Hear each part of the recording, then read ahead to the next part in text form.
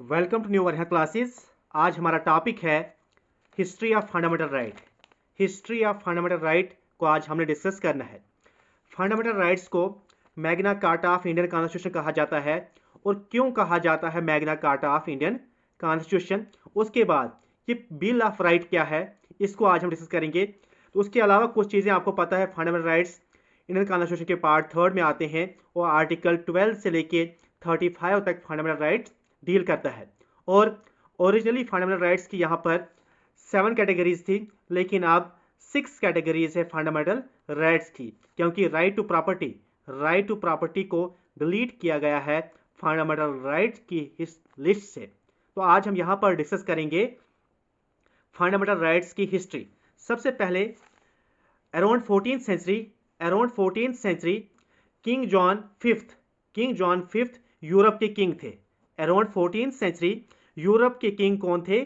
King John fifth Europe के king थे। और किंग के खिलाफ लोगों ने वहां पर प्रोटेस्ट करना स्टार्ट कर दिया और किंग से डिमांड की हमें राइट्स चाहे।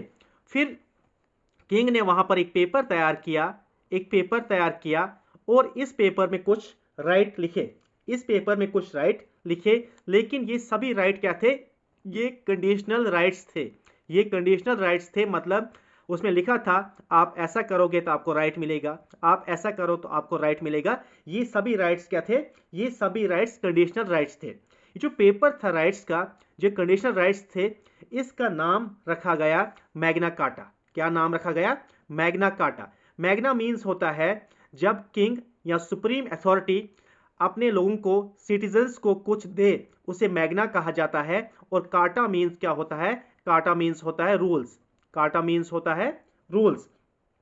उसके बाद क्या हो गया? अराउंड 1776 के आसपास अमेरिकन रेवोल्यूशन चल रहा था। उसके बाद अमेरिका का जो कॉन्स्टिट्यूशन था उसकी लिखने की तैयारी हुई, तो थॉमस जेफरसन ने अमेरिकन कॉन्स्टिट्यूशन लिखा। लेकिन इन्होंने अमेरिकन कॉन्स्टिट्यूशन में कोई राइट या बिल ऑफ राइट्स को इंक्लूड नहीं किया। फिर कुछ टाइम के बाद एक इंसान आते हैं जिनका नाम क्या था? James Madison. इन्होंने अमेरिकन कॉन्स्टिट्यूशन में अमेंडमेंट की और बिल ऑफ राइट्स को इंक्लूड किया। अमेंडमेंट करके बिल ऑफ राइट्स को इन्होंने इंक्लूड कर दिया। किन्होंने?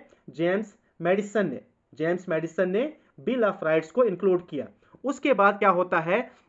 जब यहां पर इंडिया में कॉन्स्टिट्यूशन बन रहा था, इंडियन कॉन्स्टिट्यूशन, तो हमारे कॉन्स्टिट्यूशन मेकर्स ने जब बिल ऑफ राइट्स को देखा तो इन्होंने सोचा कि ये चीज तो हमने भी अपने सिटीजन्स को देनी है, अपने लोगों को देना है। तो उन्होंने क्या किया? फिर बिल ऑफ राइट्स को यहां से बारो किया, लेकिन हमने इसका नाम चेंज कर दिया। हमने इसका नाम रखा फंडामेंटल राइट्स। हमने अपने कॉन्स्टिट्यूशन में इसका नाम क्या रखा? Fundamental rights. कहीं ना कहीं ये फंडामेंटल राइट्स मैग्ना कार्टा से 14th सेंचुरी में जो किंग जॉन फिफ्थ ने अपने सिटीजन्स को कुछ राइट्स दिए थे, कंडीशनल राइट्स, उन्हें मैग्ना कार्टा कहा जाता था। तो कहीं ना कहीं ये जो फंडामेंटल राइट्स हमारे हैं ये मैग्ना कार्टा से रिलेट करते हैं, इसीलिए हम इनको Magna Carta of Indian constitution भी कहते हैं। और उसके बाद फंडामेंटल हमने क्यों इनका नाम रखा? जैसे आपने पढ़ा होगा फंडामेंटल यूनिट ऑफ लाइफ क्या होता है? फंडामेंटल यूनिट ऑफ लाइफ है सेल। अगर सेल नहीं है तो लाइफ पॉसिबल नहीं है, इसीलिए ये भी जिंदा रहने के लिए बहुत जरूरी है, तभी इनका नाम हमने रखा फंडामेंटल राइट्स। इसे राइट टू स्पीच है।